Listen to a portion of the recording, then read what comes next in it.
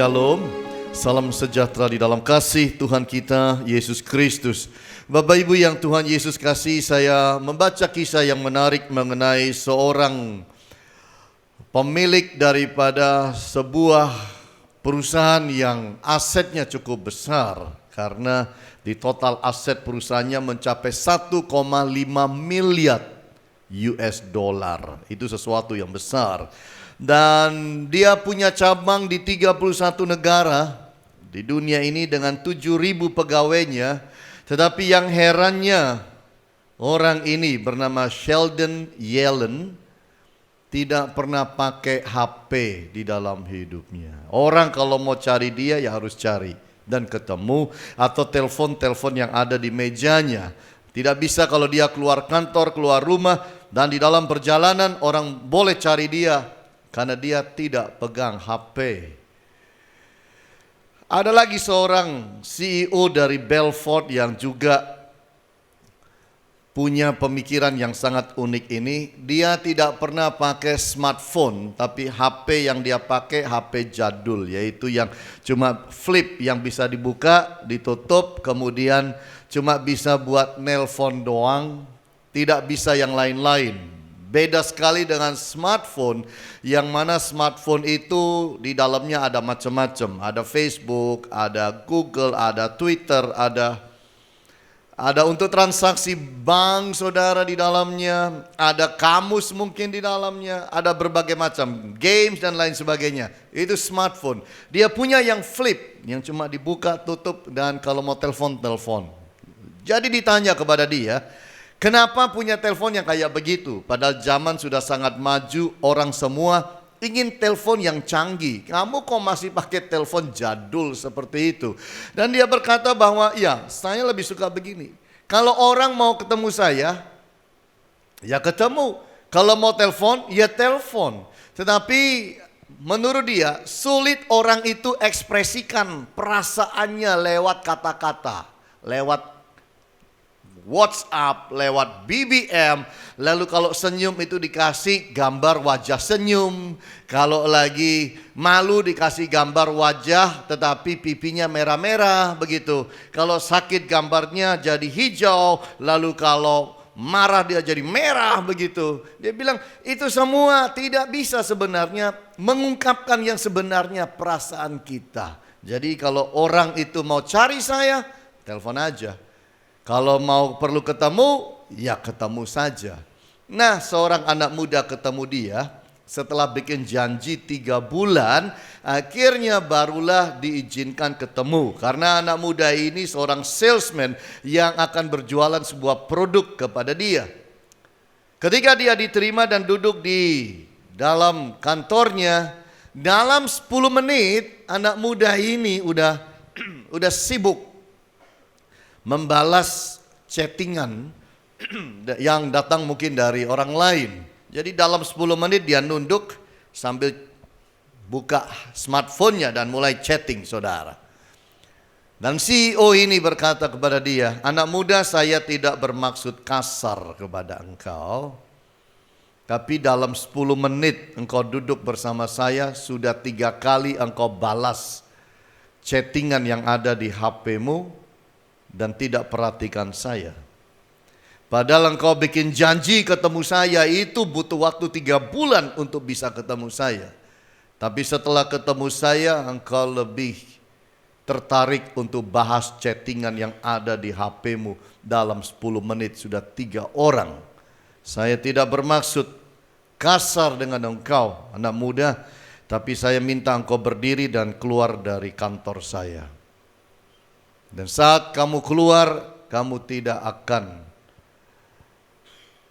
rasa yang lain kecuali 1 kali waktu kamu akan berterima kasih kepada saya yang sudah mengajarkan kepadamu bagaimana hidup dan berinteraksi dengan orang.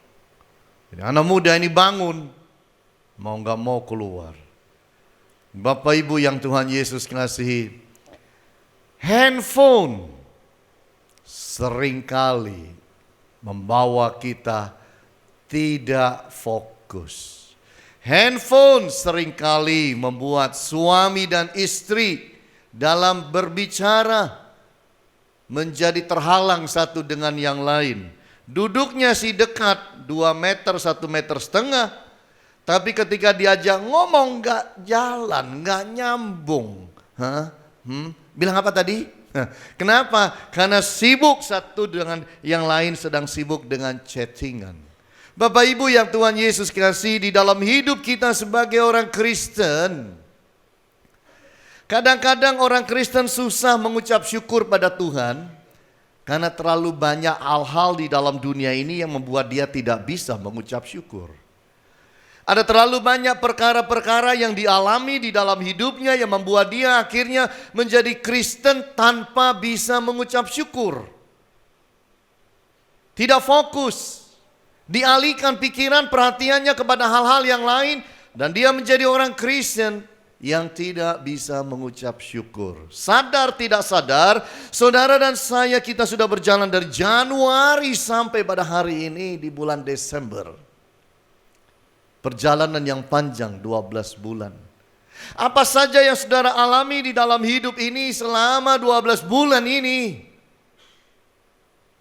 Saya berharap saudara masih punya hati mengucap syukur kepada Tuhan.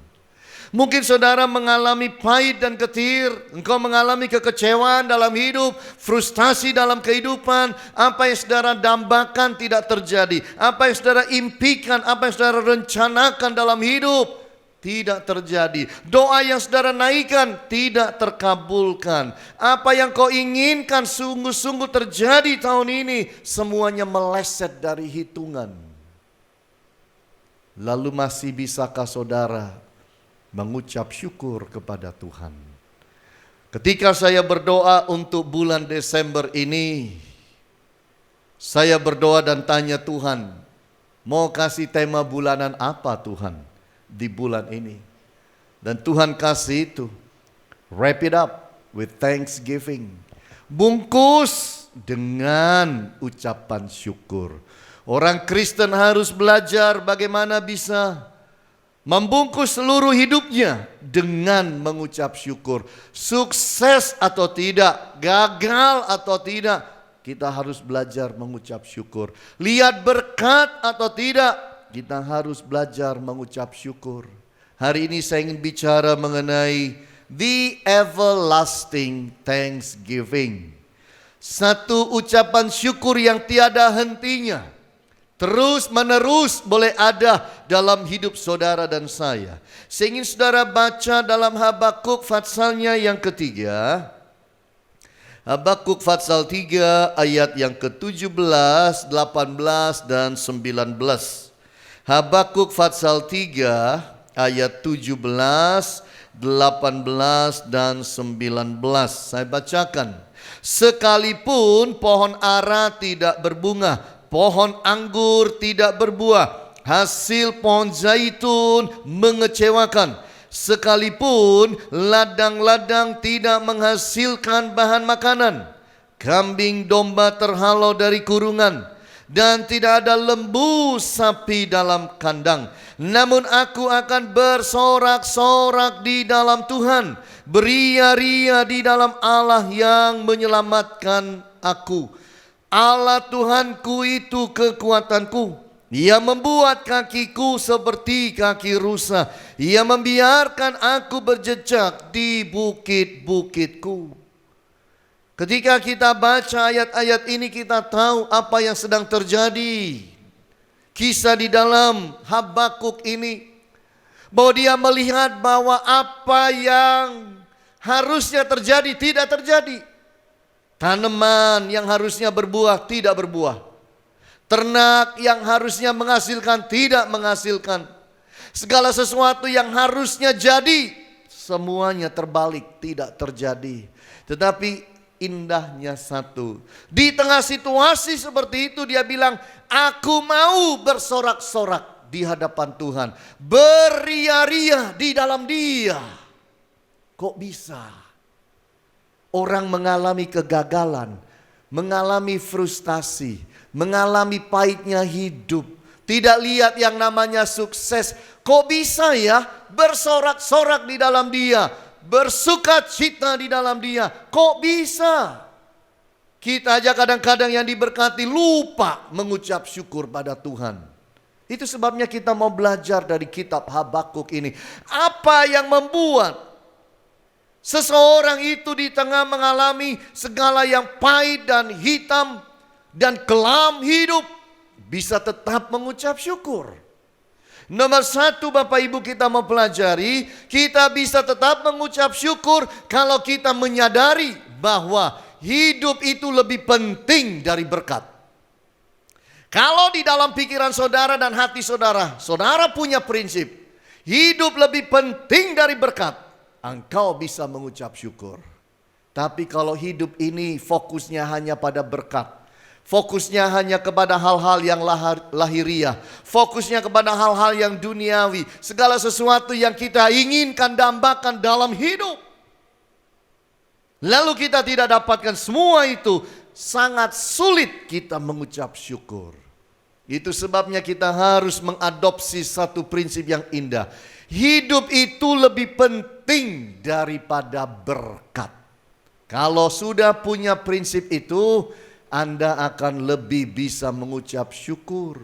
Bersyukurlah bahwa kita masih hidup. Walaupun mungkin tidak pegang duit. Walaupun tidak punya banyak di rumah. Walaupun masa depan itu kelihatan masih kelam. Namun kalau kita angkat dua jari ini dan taruh itu di dekat hidung kita, lalu kita merasakan nafas kita, kehangatan nafas kita yang menyembul-nyembul, bersyukurlah. Itu tandanya kita masih hidup, Bapak Ibu. Berapa banyak kita tidak bisa bersyukur dengan hidup kita ini. Kesempatan hidup yang Allah berikan ini patut disyukuri. Tapi berapa banyak kita gagal mensyukuri kehidupan karena yang lebih kita pentingkan berkat. Kalau tidak lihat berkat, hati susah mengucap syukur. Bahaya itu. Sebab kalau memang saudara tidak lihat berkat, hati susah, saudara sulit mengucap syukur. Tapi orang yang bilang hidup lebih penting daripada berkat, hidup model seperti apa? Dibanting model seperti apa? Mampu dia mengucap syukur kepada Allah. Amin, Bapak Ibu. Ini yang kita harus pelajari. Bersyukurlah bahwa hidup itu sendiri adalah berkat. Kehidupan itu berkat, Bapak Ibu. Ini yang kita harus pahami dalam hidup kita. Bahwa kalau kita bisa hidup itu adalah berkat yang harus kita syukuri. Bangun pagi, saudara angkat tangan saudara, saudara buat jari saudara bergerak dan 5 jari bergerak tanpa ada yang kaku, mengucap syukur. Leher ini masih bisa goyang pagi hari, mengucap syukur. Amin, Bapak Ibu. Mulut kita ini masih di depan, gak di samping, mengucap syukur, Bapak Ibu. Ada orang bangun mulutnya gak di depan, di pinggir. Kenapa? Stroke. Maka ketarik semuanya. Mengucap syukur engkau bangun pagi masih bisa pakai sandal pergi kamar mandi. Mengucap syukur saudara bisa mandi sendiri. Ada orang-orang yang sudah tidak bisa mandi sendiri dan harus dimandiin. Kalau saudara masih bisa mandi sendiri, mengucap syukur. Amin. Berapa banyak orang sudah gak bisa sikat gigi sendiri. Berapa banyak orang tidak bisa makan sendiri. Harus disuapin. Kalau tidak selang masuk kiri kanan. Makanannya lewat selang semuanya. Mengucap syukur, Bapak Ibu. Mengucap syukur. Hidup ini kalau saudara mau mengucap syukur, kita akan punya banyak alasan mengucap syukur. Bersyukur untuk diri saudara. Lihat wajahmu di kaca itu mengucap syukur. Jangan saudara itu bersungut-sungut, ngomel. Bosan aku lihat kamu. Padahal lihat wajahnya sendiri. Lalu kemudian hidungnya disalahin, matanya disalahin, lalu telinganya disalahin, lalu bibirnya disalahin, dagunya disalahin, jidatnya disalahin. Belajar menerima diri sendiri, mengucap syukur, mengucap syukur. Saudara mau besar, engkau mau berat, engkau mau tipis, engkau mau ringan, mengucap syukur Bapak Ibu. Karena yang paling penting dalam semua kita itu hidup. Amin Bapak Ibu. Bersyukur kita sampai Desember, sebentar lagi kita rayakan Natal, lalu kita pindah di tahun 2017. Bersyukur Bapak Ibu, bersyukur. Kalau mau lihat kurang, banyak kekurangan kita masing-masing. Tapi berbahagialah orang yang selalu bisa bersyukur di tengah kekurangannya.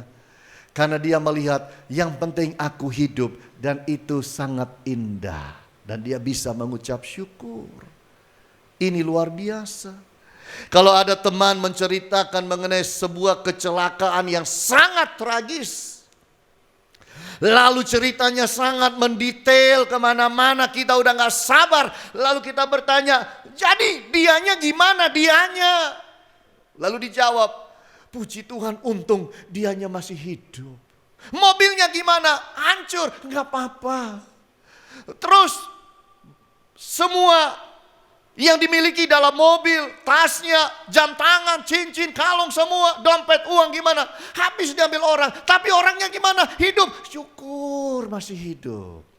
Masa kita harus dibawa ngalamin gitu baru mensyukuri hidup ini dan nafas kita? Bukankah kita harus mensyukuri sekarang? Punya banyak, punya sedikit, ngucap syukur Bapak Ibu. Tuhan Yesus itu loh, waktu dia itu diperhadapkan 5.000 orang. Dan ternyata hanya punya 5 ketul roti, 2 ekor ikan. Bukan milik sendiri juga, milik seorang bocah. Apa yang Yesus lakukan? Yesus angkat 5 ketul roti, 2 ekor ikan. Yang sedikit, yang tidak cukup untuk 5.000 orang. Sangat-sangat tidak cukup. Mau hitung dengan matematika model apapun, 5 ketul roti, 2 ekor ikan tidak cukup untuk 5.000 orang. Yang sedikit yang tidak cukup itu Yesus angkat. Nomor 1 yang dilakukan, dia mengucap syukur kepada Bapa di sorga. Ini mengajarkan hidup saudara. Engkau punya sedikit, harus belajar mengucap syukur. Punya banyak, ucap syukur. Gak punya sama sekali pun, ngucap syukur. Karena yang paling indah, masih bisa hidup. Saudara-saudara, kita itu harus menghargai umur kita. Never take it for granted. Jangan pikir ya sudah seharusnya. Ngucap syukur. Masih ada banyak orang tidak bisa sampai umur saudara kok. Karena ada aja orang yang mati umur 10-an. Ada orang yang meninggal di usia 20-an. Ada pula yang meninggal usia 30-an. Ada meninggal di usia 40-an. Ada yang 50-an, 60-an, 70-an. Saudara, kematian ada di segala umur. Dan kalau saudara dan saya masih hidup pada hari ini, hal yang terindah kita bisa berikan Allah adalah mengucap syukur atas umur dan hidup kita. Saudara berpikir, oh kalau saya sehat pasti beres. Saudara, orang masuk surga tidak semata-mata harus sakit. Orang masuk surga tidak semata-mata harus kecelakaan. Orang mati tidak harus ngalamin semua itu. Saudara boleh minum vitamin terbaik di dunia. Engkau boleh punya alat olahraga terbaik dan setiap hari olahraga. Engkau boleh jaga pola makanmu sebagus-bagusnya saudara. Engkau boleh hati-hati dalam hidup ini dan sebaik-baiknya. Kalau Tuhan bilang pulang, pulang. Walaupun sehat, pulang. Walaupun jaga makan baik-baik, pulang. Kalau Tuhan bilang naik, naik. Makanya kita harus belajar mengucap syukur di tengah-tengah kehidupan kita ini. Itu yang terbaik kita bisa berikan pada Allah. Mengucap syukurlah untuk pasangan hidup saudara. Tidak ada pasangan hidup sempurna kecuali Kristus mempelai kita sempurna. Kepala daripada kehidupan kita. Dia adalah mempelai kita, mempelai laki-laki kita yang luar biasa. Hanya Dia sempurna. Tidak perlu kita banding-bandingkan rumah tangga kita dengan orang lain, keluarga kita dengan keluarga orang lain, pasangan kita dengan pasangan orang lain, anak kita dengan anak orang lain. Tidak perlu, karena setiap rumah tangga itu ada masalahnya sendiri, ada tantangannya sendiri. Yang kita miliki, kita ucap syukur di hadapan Tuhan, itu yang terbaik. Amin Bapak Ibu. Ini yang kita harus pelajari. Ini yang harus kita jalankan dalam hidup. Bersyukurlah bahwa masalah tidak melumpuhkan hati kita, tidak melumpuhkan kita untuk mengucap syukur. Jangan izinkan masalah merusak sukacita saudara. Jangan izinkan masalah mengganggu hubungan saudara dengan Tuhan. Aku gak mau ke gereja, aku gak Tuhan-Tuhanan. Kalau Tuhan gak kirim aku berkat, sorry deh, aku gak akan sebut dia Bapakku, Bapa yang di sorga. Oh, jangan ngambek kayak begitu. Siapa kita ini mau ngambek sama dia? Dia tuh besar Bapak Ibu. Kita ditiup, sampailah kita di Bangladesh gitu, Ukraina. Oh, siapa kita melawan dia? Jangan. Dia itu Allah yang besar. Dia sungguh Allah yang besar. Dia tidak butuh bantuan manusia. Dia Allah yang besar. Jangan lawan Allah yang besar. Dia sungguh-sungguh besar. Jangan izinkan masalah mematikan hati ucapan syukur kita kepada Allah. Ada masalah, tidak ada masalah. Ada berkat, tidak ada berkat. Mari tetap belajar mengucap syukur. Karena yang paling penting adalah hidup itu paling penting. Bisa hidup ngucap syukur. Pilih mana? Saya mau tanya sama saudara, pilih mana? Coba jawab saya dalam hati. Saudara diberi kesempatan kaya raya. Kaya raya. Kaya raya. Sungguh-sungguh kaya raya. Tapi umurmu 21. Hidup biasa-biasa umurnya 90 tahun. Dah pilih mana? Pikir baik-baik. Apapun jawaban saudara, itulah karakter saudara. Itu isi hatimu. Kalau saya, saudara tanya, milih mana Pak? Saya gak mau milih umur 21. Kaya raya loh. Oh, Ferrari 16 Pak. Lambo itu 30 Pak. Belum Mercy-nya Pak. Belum ini, belum itu. Oh enggak. Punya jet pribadi Pak. Umurnya tapi cuma 20. Mau? Enggak. Mending umur 90 makan tahu tempe saya. Tapi saya bisa menikmati hidup yang panjang di muka bumi.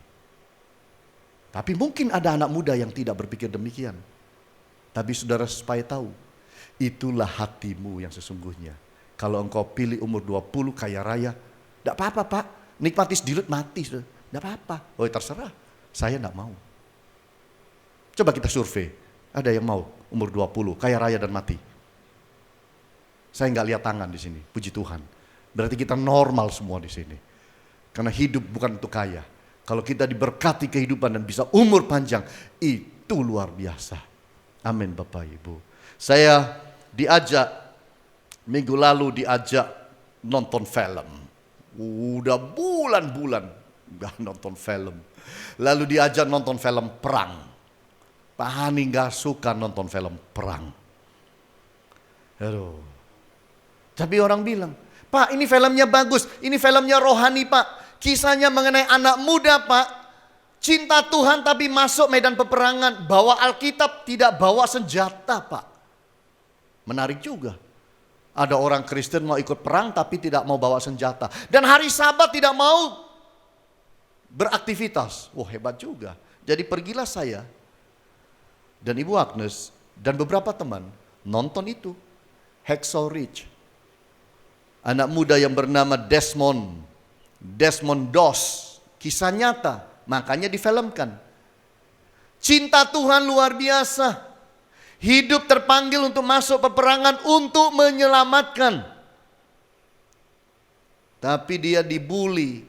Dia itu kemudian mengalami dihina, diolok, dipukul-pukul, dibenci oleh seluruh timnya, termasuk pimpinannya.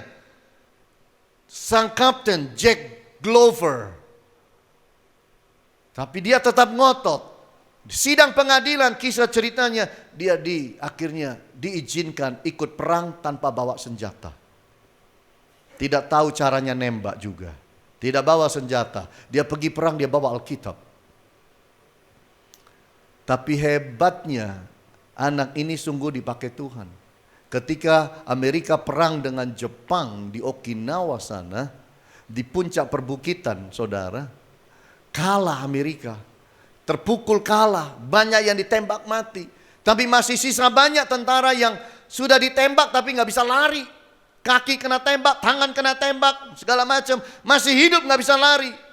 Dan yang menyelamatkan anak muda ini, Desmond Doss. Yang turunkan mereka satu-satu, saudara. Pakai tali turunin ke bawah. Dari tebing tinggi turunin ke bawah. Satu-satu diturunin, saudara. Kirim dengan tali. Dan dia selalu berdoa, one more oh God, one more. Satu lagi Tuhan, izinkan aku selamatkan satu orang lagi. Terus, sementara seluruh tentara Amerika sudah lari, tinggal dia sendirian di medan perang. Dan Jepang masih di sana, mencari siapa yang bisa ditembak. Dia harus sembunyi-sembunyi dari Jepang. Dia mencari mayat, di sela-sela mencari mayat. Siapa tahu ada yang hidup, dia selamatkan satu persatu.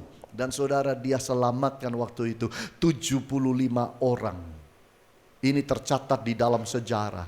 Dia sendirian turunkan itu dari atas tebing dengan tali, saudara. Gimana rasanya? Capek. Tapi setelah menurunkan, doanya singkat. One more, oh God, one more. Satu lagi Tuhan, satu lagi. Hebat. Sampai kemudian dia mendapatkan medali penghargaan. Congressional Medal of Honor. Sebagai seorang yang luar biasa. Ceritanya kemudian, saudara, semua 75 orang itu, gimana terima kasihnya sama dia. Diselamatkan. Kaki yang sudah patah kena bom dan lain sebagainya, dia yang selamatkan semuanya. Waktu mereka naik lagi perang, semua sudah baris, tidak berani naik. Tidak ada satu naik. Semua nunggu. Desmond Doss sedang berdoa di ujung sana. Pimpinan telepon, sudah naik belum? Sudah perang belum? Belum. Kenapa belum? Kami masih menunggu. Nunggu apa lagi? Nunggu Desmond Doss selesai berdoa, baru kami naik. Dari orang yang dihina-hina menjadi orang yang sangat disebut sebagai pahlawan. Ikut naik lagi. Perang dan menang. Kalau saya lihat kehidupan daripada Desmond Doss, dia mengalami babak belur, dipukulin tidur malam-malam di tempat tidurnya, dipukulin oleh teman-temannya sendiri. Dan tidak diakui. Siapa yang mukul? Enggak, gua jatuh aja tadi malam. Gitu. Dibela teman-temannya. Lalu mereka yang benci dia menjadi sangat cinta kepada dia. Tapi manusia satu ini, bagaimanapun dia alami pahitnya hidup, dia tetap punya ucapan syukur.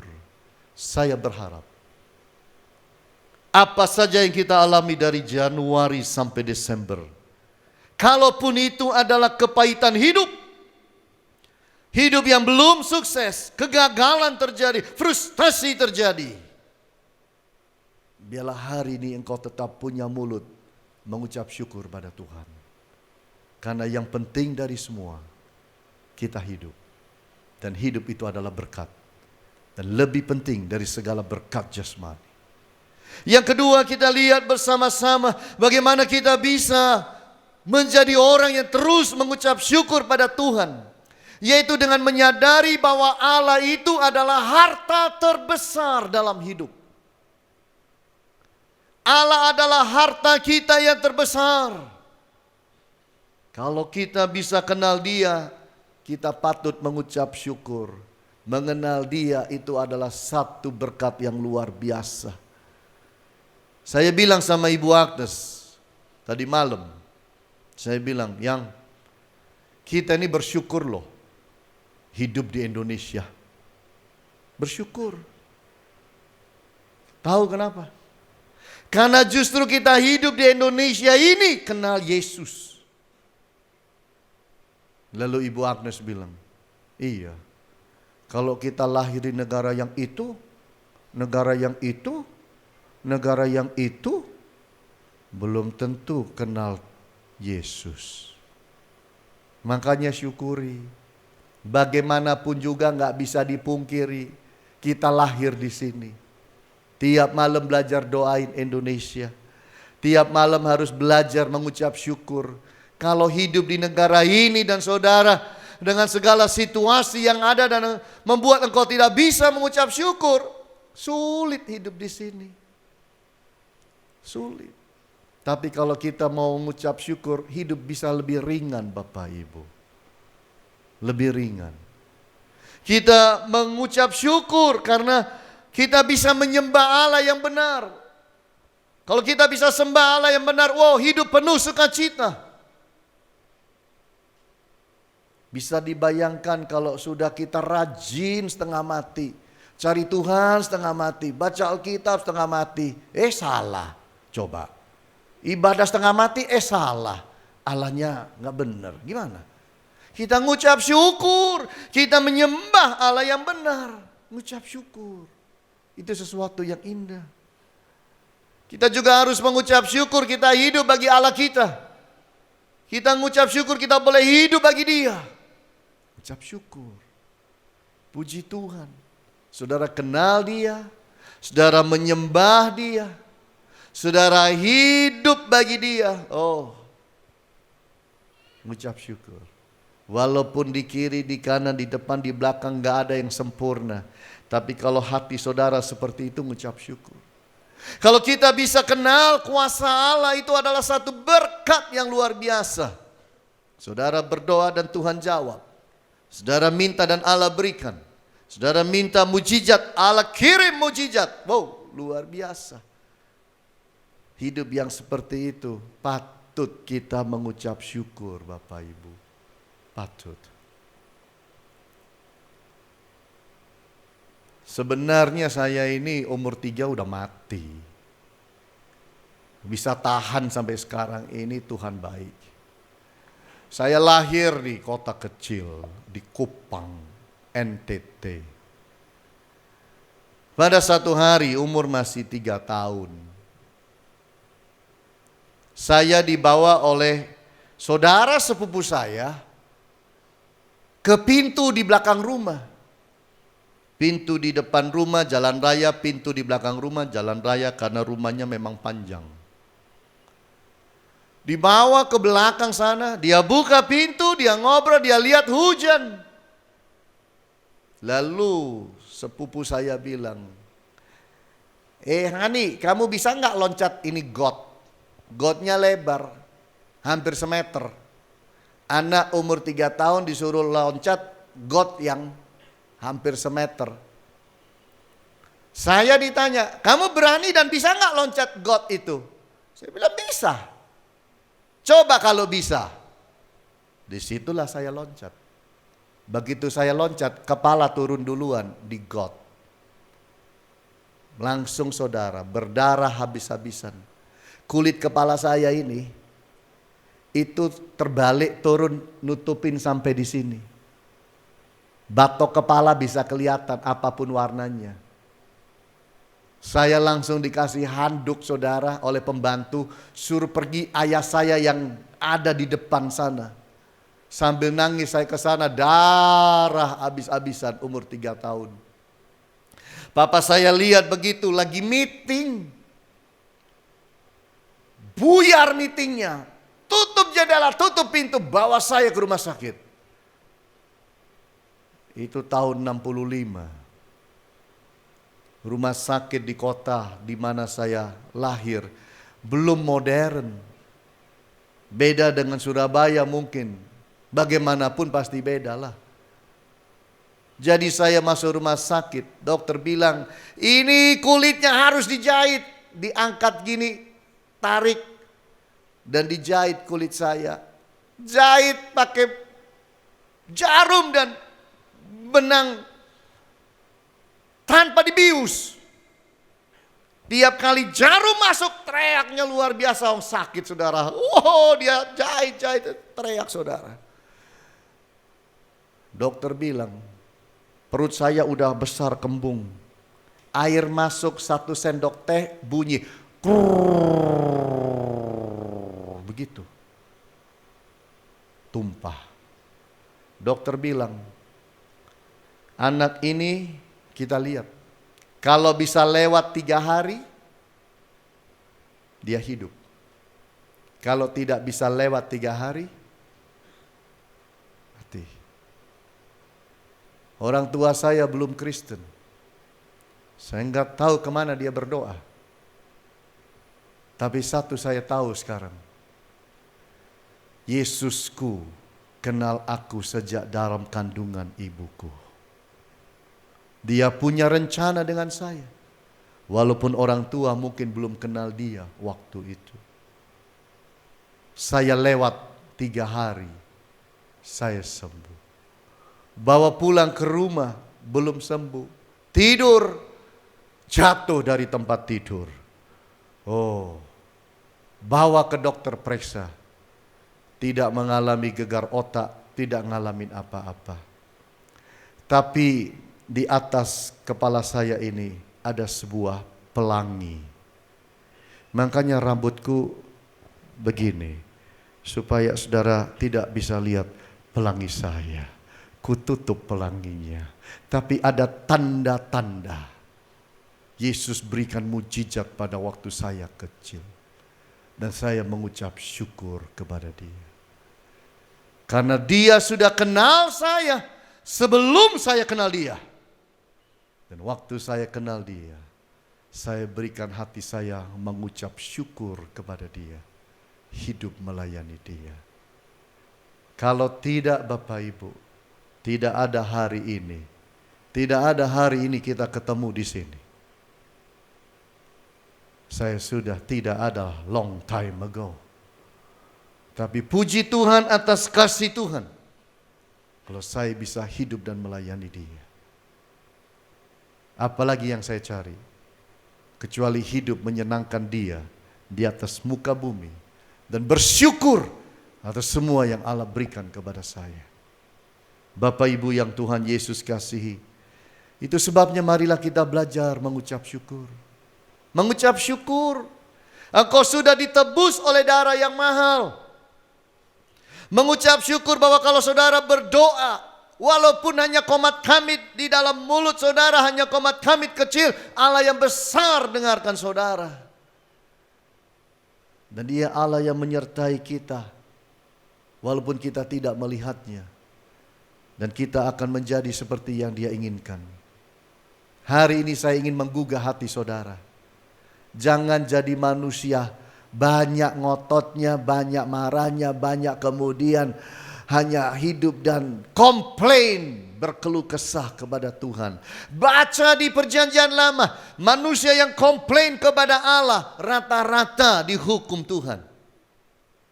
Tapi manusia yang mengucap syukur, berkat itu dekat kepadanya. Manusia yang mengucap syukur, mujizat itu mau dekat kepadanya. Mari ganti hati dan mulut kita supaya lebih banyak mengucap syukur saja. Orang yang mengucap syukur itu awet muda, Bapak Ibu. Orang yang banyak komplain berkeluh kesah itu boros di wajah. KTP-nya umurnya 30, tapi wajahnya boros kayak 55. Tapi kalau mengucap syukur, KTP boleh 50, 60. Wajah kayak 25. Puji Tuhan. Itu sebabnya bangun hati mengucap syukur. Kita segera masuki akan Natal. Lalu kita segera akan masuki tahun yang baru. Biarlah hati saudara baru. Hati yang penuh mengucap syukur. Karena hidup lebih penting dari berkat. Dan Allah itu adalah harta kita yang terbesar. Itu sudah lebih dari cukup membuat kita menjadi orang yang mengucap syukur pada Tuhan. Tuhan Yesus berkati. Haleluya. Amin.